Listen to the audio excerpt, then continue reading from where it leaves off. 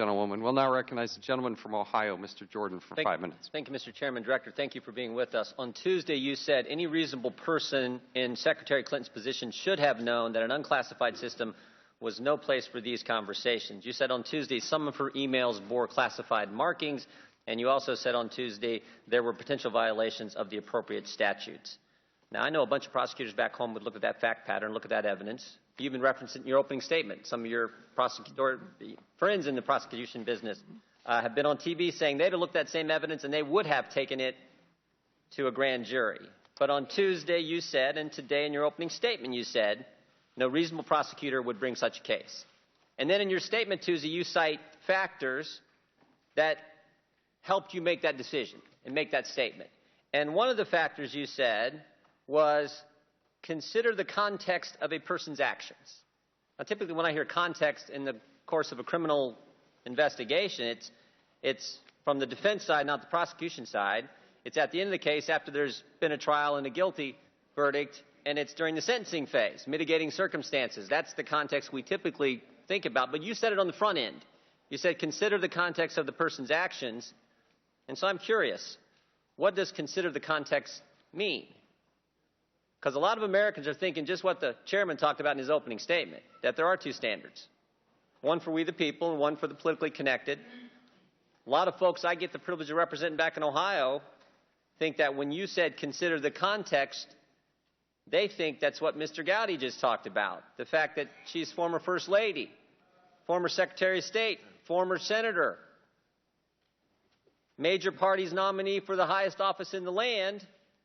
And oh, by the way, her husband just met with the individual you work with at an airport in Arizona 5 days ago. So you said none of that influenced your decision, but tell us what consider the context means. Yeah, thank you, Mr. Jordan. What I was trying to capture is the fact that the exercise of prosecutorial discretion is always a judgment call. It is in every single case. And among the things you consider are, what was this person's background? What was the circumstances of the offense? Were they drunk? Were they inflamed by passion? Was it somebody who had a sufficient level of education and training and experience that we can infer certain things from that? To consider the entire circumstances of the person's offense conduct and background. I did not mean to consider political context or things like that. The entire circumstances, and Mr. Gowdy just talked about this scheme. Remember what she did, right? She sets up this unique server arrangement. She alone controls it. On that server, on that email system are her personal emails, her work-related emails, Clinton Foundation information, and now we know classified information. This gets discovered. We find out this arrangement exists. Then what happens? Her lawyers, her legal team decides which ones we get and which ones they get to keep. They made the sort on the front end. And then we find out the ones that they kept and didn't give to us, didn't give to the American people, didn't give to Congress, the ones they kept, they destroyed them. And you don't have to take my word. I'll take what you said on Tuesday. They deleted all emails that they did not return to the State Department, and the lawyers cleaned their devices in such a way as to preclude complete forensic recovery.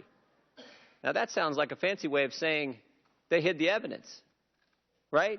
And you just told Mr. Gowdy thousands of emails fell into those categories.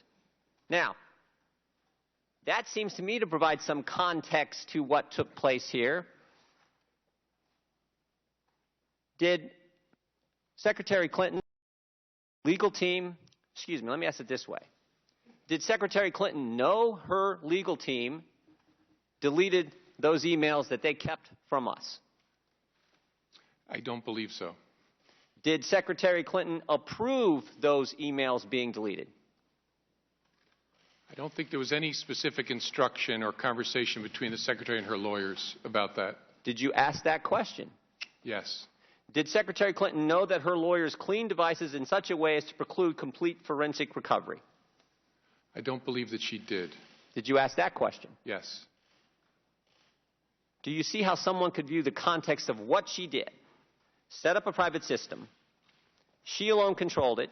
She kept everything on it. We now know from Ms. Abedin's deposition that they did it for that very reason, so no one could see what was there, based on the deposition Ms. Abedin gave. And then when they got caught, they deleted what they had, and they scrubbed their devices. Is that part of the context in evaluating this decision? Sure, sure. And understand what inferences can be drawn from that collection of facts, of course. All right. Mr. Chairman.